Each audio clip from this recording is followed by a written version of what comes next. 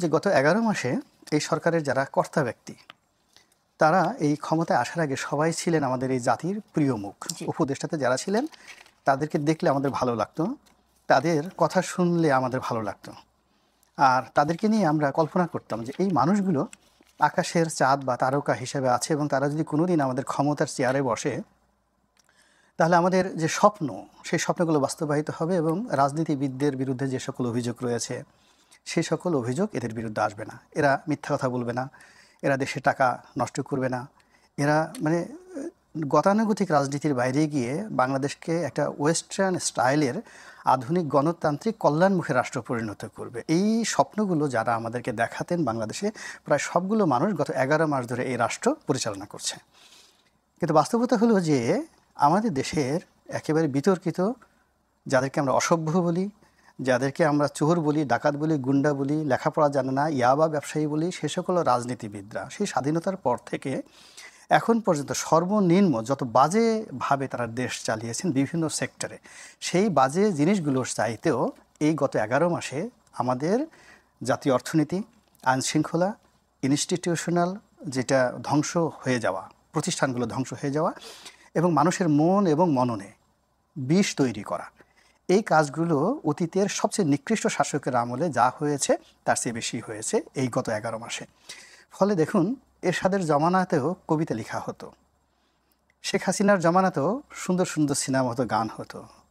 ওই যখন হাওয়া ভবন ছিল তখনও বাংলাদেশে উল্লেখ করার মতো অনেক শ্রেষ্ঠতম মন এবং মননে অনেক কিছু স্বপ্ন ছিল, প্রেম ছিল, ভালোবাসা ছিল। কিন্তু গত ১১ মাসে আমাদের সব কিছুতেই মনে হয় যেন করোনার আক্রমণ হয়েছে। ফলে যারা ব্যবসা করে হাহাকার, যারা রাজনীতি করে শুধুমাত্র দুঃস্বপ্ন। এই যে রাজনীতিতে জুলাই আগস্ট বিপ্লবের পরে বিশাল একটা সম্ভাবনা সবাই দেখেছিল এবং দেয়ার ওয়াজ নো আওয়ামী লীগ, কোনো আওয়ামী লীগ বাংলাদেশে ছিল না, নামও ছিল না। এবং আমরা তো ধরে নিয়েছিলাম যে আওয়ামী লীগ সারা জীবনের মতো কবর রচনা হয়ে গেল, আহা এই ৩৫% লোকের কী হবে। কিন্তু কী হলো, এই গত ১১ মাস ধরে যারা ক্ষমতা আসার চেষ্টা করেছে, আসতে চাচ্ছে, এই করছে, তাদের সবারই এখন একটু দুঃস্বপ্ন। এই যে তাদের এখন যারা রাষ্ট্র চালাচ্ছে তাদের বিভিন্ন ত্রুটি, তাদের ভুল, তাদের ভ্রান্তির কারণে তাদের মুখগুলো, যেগুলোকে নিয়ে আমরা স্বপ্ন দেখলাম, সেই মুখগুলো আজকে বিভৎস হয়ে গেছে, সেই মুখগুলো এখন কালো হয়ে গেছে। সেই মুখগুলো দেখলে আমাদের মেজাজ গরম হয়ে যায়, তাদের কথা শুনলে আমাদের গোস্সা আসে। এবং তারই প্রেক্ষিতে কি হচ্ছে, এই যে দেখেন উপদেষ্টারা যখন এরকম একটা জায়গাতে গেল, একটা সিঙ্গেল লোক তাদেরকে অভ্যর্থনা জানানোর মতো ছিল না এবং তারা যে অপমানিত হলেন এবং যে লাঞ্ছিত হলেন এবং এখনও পর্যন্ত এই অশান্ত বাংলাদেশে মানে তাদের একটি কথাও, আজকে এই আমরা যখন টক শো করছি, সচিবালয়ের ঘটনা বলেন, মাইলস্টোনের উত্তরা দিয়াবাড়ির ঘটনা বলেন এবং ঢাকা শহরের অন্যান্য এলাকাতে কোনো একটা জায়গাতে ইতিবাচক ফল আনেনি এখনও পর্যন্ত। বিক্ষুব্ধ এবং কালকে সারা বাংলাদেশে কি হবে till we do not know. কিন্তু অবিশ্বাসটা কেন? মানে এত ছোট ছোট বাচ্চারা, কারণ তারা তো আর ব্যবসা বাণিজ্য এখন বুঝছে না, তারা রাজনীতি বুঝে না, তাদের কাছে কেন এটা মনে হবে যে এই সংখ্যা নিয়ে একটা হবে? মূল ব্যাপারটা হলো যে এই যে যারা আছে সবাই তো ক্ষতিগ্রস্ত। এখন একটা ছোট বাচ্চা ছেলে বা কিশোর বা কিশোরী, সে যখন ঘরে গিয়ে দেখে তার ঘরে শান্তি নেই, টাকা নেই, পয়সা নেই, বাবা মার কাছে সে কথাগুলো শুনে এবং প্রত্যেকটা পরিবারের মধ্যে নিজে তার ক্ষতিগ্রস্ত না হলে তার এক আত্মীয় ক্ষতিগ্রস্ত, নিকট আত্মীয় ক্ষতিগ্রস্ত, পাড়া প্রতিবেশী ক্ষতিগ্রস্ত। এবং এই সমাজে গত ১১ মাসে যে সকল মব হয়েছে, যে সকল অমানবিক কর্মকাণ্ড ঘটেছে, যে সকল মামলা হয়েছে, মোকদ্দমা হয়েছে, প্রত্যেকটা জিনিস এই সমাজের যে রন্ধ্রে রন্ধ্রে আমাদের যে বিষগুলো রয়েছে, বিক্ষোভগুলো রয়েছে, কষ্টগুলো রয়েছে, বেদনাগুলো রয়েছে, এগুলো যখনই কোনো সুযোগ পাচ্ছে সঙ্গে সঙ্গে সেটা বিস্ফোরিত হচ্ছে। অর্থাৎ এখানে যে দুর্ঘটনা ঘটেছে, এই দুর্ঘটনার সঙ্গে সঙ্গে গত ১১ মাসে ধরুন এরকম ১১,০০০ দুর্ঘটনা। আমরা গ্রাম বাংলায় একটা সাধারণ কথা যে ধরুন কাউকে যদি সাপে কামড় দেয় তখন করে কি তার শরীরে কখন একটা পিঁপড়া কামড় দিয়েছে, কখন একটা বল্লা কামড় দিয়েছে, ওই সকল বিষগুলো একত্রে এসে সেগুলো বিষক্রিয়া তৈরি করে, কিন্তু সেগুলো লুকায়িত থাকে। তো এই যে একটা দুর্ঘটনা হলো, সেই দুর্ঘটনার আগে ধরুন গত ৬ মাসে আমাদের যে দুর্ঘটনাগুলো ঘটলো, সেই টোটাল দুর্ঘটনার বিষগুলো এখন একসাথে এসে কিন্তু এখানে জমা হয়ে বিস্ফোরিত হয়ে যাচ্ছে। এর ফলে কি হলো, তাদের কোনো কথা আমরা বিশ্বাস করছি না। যেভাবে আমরা গোপালগঞ্জের ঘটনা বিশ্বাস করিনি, যেভাবে আমরা ধরেন কক্সবাজারের যে মানবিক করিডোর নিয়ে তারা যে কথাগুলো বলছে আমরা কেউ বিশ্বাস করিনি, যেভাবে তারা চট্টগ্রাম বন্দর নিয়ে কথা বলেছে আমরা বিশ্বাস করিনি, যেভাবে তারা স্টার্লিং নিয়ে কথা বলেছে, অর্থাৎ তাদের প্রতিটি কথা গত ১১ মাসে বিশ্বাস করার মতো কোনো ঘটনা ঘটেনি। ফলে আজকের এই দিনে যা কিছু ঘটছে, এইটা সরকারের পক্ষ থেকে যা কিছু বলা হচ্ছে, এতটি লাশ, ১৯টি লাশ, এই চিকিৎসা দেওয়া হবে, আমরা সমস্ত দাবি মেনে নিলাম, কালকে পরীক্ষা হবে না, মানে তাদের কোনো আশ্বাসকে বিশ্বাস করার মতো একটা সিঙ্গেল এভিডেন্স আমাদের দেশের মানুষ আবাল বৃদ্ধ বনিতা গত 11 মাসে পায়নি। ফলে তাদের প্রতি আস্থা স্থাপন করা যাচ্ছে না। দ্বিতীয়ত হলো তারা যে কর্মকাণ্ডগুলো করছে গত 11 মাস ধরে, এই কর্মকাণ্ড করার ফলে তাদের যে বিষ বাষ্প, অতীতের এই 11 মাসের বিষ বাষ্প এবং বিভিন্ন সময়, একটা জাস্ট ছোট উদাহরণ দিয়ে কামাল ভাই চলে যাবে। আপনি চিন্তা করেন, আমরা কিন্তু এই ঢাকা শহরে 3টি ক্যান্টনমেন্ট কখনো মেনে নেইনি। ঢাকা ক্যান্টনমেন্টের ওই জাহাঙ্গীর গেট, নৌবাহিনীর সদর দপ্তর, বিমান বাহিনীর সদর দপ্তর। এর কারণ হলো তারা এই মহানগরীর মধ্যে 2.25 কোটি মানুষের মধ্যে নিজেরা স্বতন্ত্র থাকার চেষ্টা করেছে। তাদের জীবন, তাদের স্টাইল, তারা আমাদের সব কিছু ব্যবহার করছে।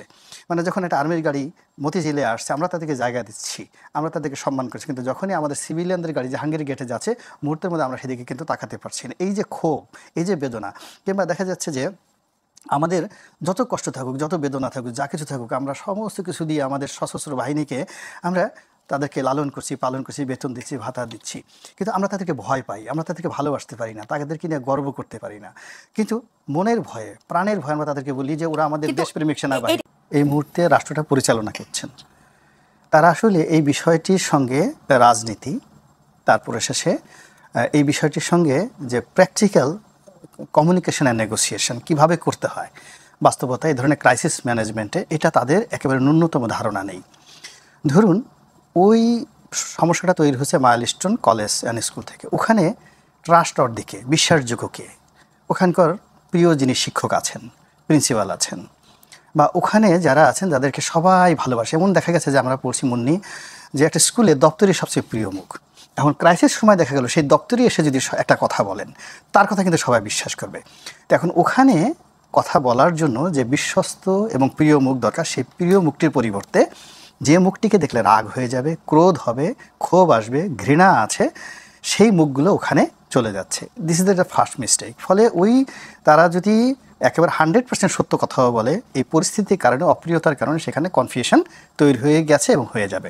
আর আগে যেটা বলছিলাম এই আলোচনার প্রথম অংশে, যে যেহেতু আগের থেকেই অনেকগুলো ক্ষোভ, বোঝার চেষ্টা করুন, এখানে একটা জঙ্গি বিমান বা ফাইটার প্লেন, যেটা যুদ্ধ বিমান বিধ্বস্ত হয়েছে। দ্বিতীয় প্রশ্ন হলো, এটা আপনি যেটা করলেন, কেন এটা মহানগরীতে আসবে? এর জন্য তো অন্য জায়গায় হতে পারে। এটা তো কেন দিল্লিতে এখনও একটা ঘটনা কেন ঘটেনি? লন্ডন শহরে তারা কি ট্রেনিং দেয় না? লন্ডনে তো এ যাবৎকালে গত এই প্লেন আবিষ্কারের পর থেকে একটা দুর্ঘটনা ঘটেনি। সেম ইন নিউ ইয়র্ক কখনো ঘটেনি, কেন ঢাকা শহরে ঘটবে? এই জিনিসগুলো এখন সমস্ত মানুষের মনকে বিক্ষুব্ধ করে তুলেছে। তার সঙ্গে সঙ্গে গত 11 মাসে ধরেন এই যে কথাগুলো আসছে, যে যে বিমানটি, এর সঙ্গে স্থানীয় রাজনীতি আছে, আন্তর্জাতিক রাজনীতি আছে। এই বিমানটি চীনের তৈরি এবং এটার যে ক্যারেক্টারিস্টিক্স সেটা হলো MiG-29, রাশিয়ার তৈরি যে MiG-29, এটার সেম ক্যারেক্টারিস্টিক্সের এই বিমানটি চীনের তৈরি। আচ্ছা, এই বিমানটি বাংলার আকাশে যে এত বড় দুর্ঘটনাটা ঘটালো, এর ফলে কি হলো, এই চাইনিজ এই বিমান কোম্পানির আন্তর্জাতিক ব্যবসাটা মুহূর্তের মধ্যে ধ্বংস হয়ে যাবে। এটা কোনো কিছু বলতে হবে না। আর এটা কেন করা হবে, যদি আপনি ইন্টারন্যাশনাল লিঙ্কেজ খুঁজেন, যে ভারত এবং পাকিস্তানের যে যুদ্ধ হলো, সেখানে চাইনিজ বিমানগুলো ইফেক্টিভিটি বা সেখানে তাদের যে পারঙ্গমতা দেখিয়েছে, যার সঙ্গে কোনো তুলনা নাই। ফলে ওটাকে যদি আপনি লিঙ্কেজ করে এখানে কোনো আন্তর্জাতিক চক্রান্ত যারা খুঁজে বেড়ান, তারা বিক্ষুব্ধ। 2 নম্বর হলো যে এর আগে শেখ হাসিনার জামানাতে যিনি বিমান বাহিনী প্রধান ছিলেন, আমাদের বাংলাদেশের, স্বাধীন বাংলাদেশের ইতিহাসে এমন কোনো বিমান বাহিনীর প্রধান ওনার মতো এত দুর্বৃত্তপনা, এবং যাকে আমেরিকা নিষিদ্ধ করেছিল, যার অ্যাকাউন্ট ফ্রিজ করেছিল, এবং হাজার হাজার কোটি টাকা তিনি লুটপাট করেছেন, এবং তার ছেলে ওই মানে কত কোটি টাকা যেন। তো এই তার জমানাতে এই যে বিমান বাহিনীর একজন প্রধান এত বড় দুর্নীতি করতে পারে, এখন হয়তো সে করেনি, বা বর্তমান বিমান বাহিনী প্রধান যিনি আছেন তিনি ভদ্রলোক করেনি, কিন্তু ওই যে বিমান বাহিনীকে নিয়ে শেখ হাসিনার জমানাতে যে নেতিবাচক প্রচারণাগুলো হয়েছে, সেটা এই বাহিনীকে এখনও বহন করতে হচ্ছে। সেকেন্ড থিং হলো, এখন জেনারেল ওয়াকারকে দিয়ে চিন্তা করলে হবে না, যেখানে হলো প্রাইম মিনিস্টার্স ম্যান হিসেবে জেনারেল আজিজকে আপনি পোর্ট্রেট হিসেবে ধরেন। তো জেনারেল আজিজকে পোর্ট্রেট হিসেবে যদি আপনি ধরেন, এবং 2014 নির্বাচন, 18 নির্বাচন, 24 নির্বাচনে সেনাবাহিনীর ভূমিকা, তো রাতারাতি সেই ভূমিকাটা ওই 4-5 দিনের, গত বছর জুলাই মাসের 4-5 দিনের অ্যাক্টিভিটিসের কারণে মুছে যায়নি। ফলে ওই যে পুরনো যে ক্ষোভগুলো, ব্যথাগুলো, বেদনাগুলো এই সময়তে এসে আবার সেই ভুয়া ভুয়া করে চলে আসছে। এবং এই গোপালগঞ্জে যখন তারা গোলাগুলি করেছে, সেনাবাহিনী। তখন এই পুলিশের সঙ্গে আর বেনজির বাহিনীর সঙ্গে আজিজ বাহিনীর সঙ্গে বর্তমান ওয়াকার বাহিনীর কোনো ডিফারেন্স পাবলিক খুঁজে পাচ্ছে না। ফলে কি হচ্ছে, এই ক্ষোভগুলো গোপালগঞ্জের ব্যাপারে কেউ কথা বলতে পারেনি, মানুষ কথা বলতে পারেনি। এখন যেহেতু সুযোগ পেয়েছে, এখন তারা কথা বলা শুরু করেছে সেক্রেটারিয়েটের সব জায়গাতে। ফলে এই যে যা কিছু শুরু হলো, এটা আসলে মনে হচ্ছে না যে খুব দ্রুত শেষ হবে। এর কারণ হলো সেনাবাহিনীতে এমন কোনো মুখ নেই, বিমান বাহিনীতে এমন কোনো মুখ নেই, সরকারে এমন কোনো মুখ নেই, এমনকি আমাদের পলিটিক্যাল আপনি দেখেন যত রাজনৈতিক দলগুলো আছে, বিএনপি বলেন, আওয়ামী লীগ বলেন, এদের সবারই অনেকগুলো মানে বাজে নাম হয়ে গেছে গত কয়েক মাসে। এখন প্রত্যেকটা রাজনৈতিক দলের যারা প্রধান শীর্ষ 10 জন নেতা, তাদের রাজনৈতিক কর্তৃপক্ষ কেউ নাম দিয়েছে সান্ডা, কেউ নাম দিয়েছে পান্ডা, কেউ ফকির, কেউ দরবেশ, কেউ ভণ্ড, কেউ গাঁজাখোর, কেউ ফেন্সিডিলখোর। মানে একটা রাজনৈতিক দলের প্রধান তার প্রতিপক্ষ দেখা গেল যে তাকে বলতেছে ও তো ফেন্সিডিল খেয়ে সমস্ত কথাবার্তা বলে, ও তো গাঁজা খেয়ে সমস্ত কথাবার্তা বলে। ফলে কি হচ্ছে, ওই যে রাজনৈতিক দলগুলো তারা যে যাবে এখানে, সেই মুখ তাদের নেই। ফলে কি হচ্ছে, আপনি দেখেন ঢাকা বার্ন ইউনিটের যে সমস্ত পলিটিক্যাল লিডাররা গেছে বা ওখানে গেছে, পরস্পরের মধ্যে কিন্তু ধাওয়া পাল্টা হয়েছে।